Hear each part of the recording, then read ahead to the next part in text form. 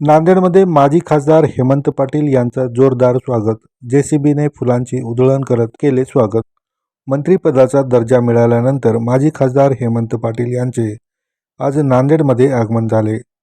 Railway स्थानक येथे कार्यकर्त्यांकडून हेमंत पाटील यांचे जोरदार स्वागत करण्यात आले.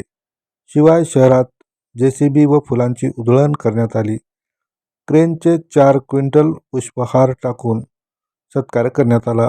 दरम्यान कुटुंबियांकडून माजी खासदार हेमंत पाटील यांचे औक्षण करण्यात आले. हा जो दर्जा दिला आहे, मी जे काम करतो त्यासाठी दिलेला आहे. बळवण नाही, राजकीय पुनर्वसन मुख्यमंत्री आणि सर्वजण करतील, माझा विश्वास त्यांच्यावर आहे, अशी प्रतिक्रिया हेमंत पाटील यांनी दिली.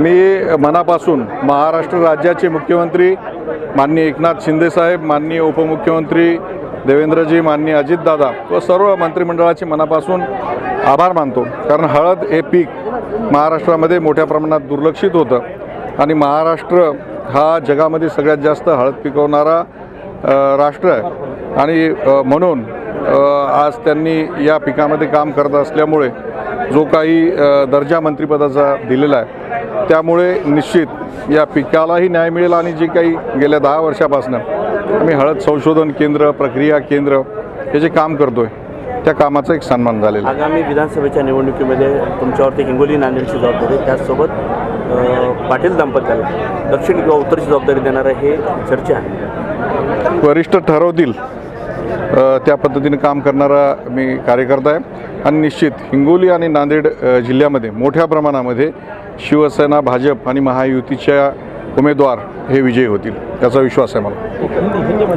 तुमचं मोठं शक्ती प्रदर्शन करत स्वागत केलेलं आहे, काय आपली पहिली प्रतिक्रिया आहे? मनापासनं मी या महाराष्ट्राचे मुख्यमंत्री एकनाथ शिंदे साहेब, उपमुख्यमंत्री माननीय देवेंद्रजी, माननीय अजितदादा व सर्व राज्य मंत्रिमंडळाचं मनापासून आभार मानतो की त्यांनी हळद हे अतिशय दुर्लक्षित असलेलं पीक आणि याची दखल गेल्या दशकभरापासून मी याच्यामध्ये काम करतो आहे.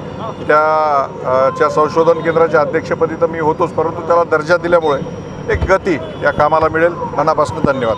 भाऊसाठी इच्छुक होतात, तुम्हाला उमेदवारी मिळाली नाही, कुठंतरी बोळवण केली आहे का सरकारनं तुमच्या, असं तुम्हाला वाटतंय का? मला वाटतं की हा जो दर्जा दिलेला आहे, मी जे काम करतो त्याच्यासाठी दिलेला आहे आणि बोळवण वगैरे नाही. अजून राजकीय पुनर्वसन ते माननीय एकनाथ शिंदे साहेब सगळेजण करतील, माझा विश्वास त्यांच्यावर आहे.